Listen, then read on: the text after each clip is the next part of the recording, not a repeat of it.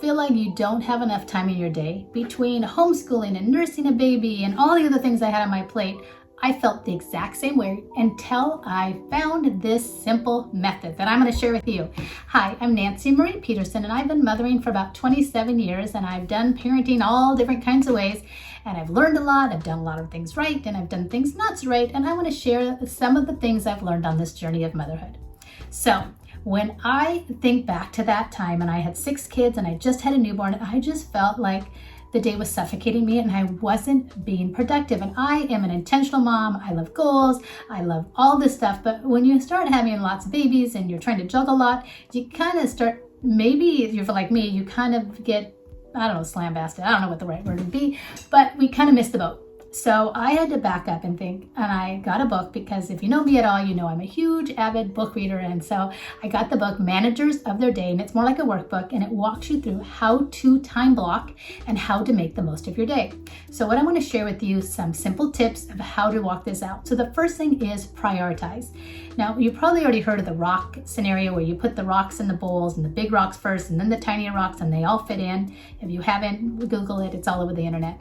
But basically is what you prioritize gets done. So schedule the things in your calendar. So it looks like Sunday through Saturday, and it has from 8 a.m. or whatever time you usually wake up, 5 a.m., all the way down to when you go to bed every single day. And I do them in 30-minute increments, and I pencil in what's going to happen. So I had a newborn baby, and I pencil in the feedings and kind of the nap times. Now, obviously, the baby, he was in charge, and I had to be flexible, but for the most part, I knew I was going to feed the baby so many times a day. I penciled in when I was going to make meals, when I was going to clean, when I was going to do homeschooling, of what subjects with each kid. And I was so surprised to find all these pockets of hidden times that I had in my calendar that I didn't even know was there. Now, Stephen Covey says this: the key is not to prioritize what's on your schedule, but to schedule your priorities. When I started this time blocking, I intentionally decided how I was going to use each pocket of time. Now, don't forget is also look at your personal energy. Like, do you have more energy in the morning or in the night? And so when you're penciling these times in, make sure you utilize the most time that you are most full of energy, and plug those things in first and in those times that work best for you. So years ago, I think back in high school, and I've reread it over and over again. It's called The Tyranny of the Urgent, and it's by Charles Hummel, and it talks about God had as many hours in the day as we do when he walked on the earth as Jesus, and he was able to do everything he was called to do. God has given us enough time to do everything we're called to do, but sometimes the urgent things come over the important things. So when we prioritize and pencil in and schedule in the important things, they become solidified in our schedule, and they're more likely to get done. So if you're looking at how, and the truth is, everything in a mother's life feels urgent. Somebody's peed, somebody's pooped through the outfit, someone needs to be fed, someone's dropped something, someone's broken something, someone spilled something. It is nonstop, urgent, all day long, putting out fires. But we still are going to do that. But if we can prioritize and schedule things, those will be a lot easier to manage when they pop into these time frames. The truth is, if you don't take control of your time, somebody else will control it. Now, time blocking protects what's most important to you. Now, you're going to find when I time blocked it, I had all these moments of time that I didn't even know I had, these hidden pockets.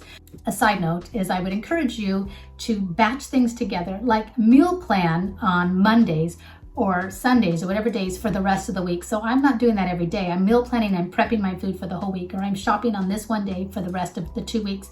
So get creative and batch things together that make the most amount of sense. If I'm going to do laundry, or if I'm going to do cleaning, put things together that I can do at the same time as that. If I'm going to read a book, then maybe I'll listen to the book while I'm cleaning. So batch things together that make the most amount of sense.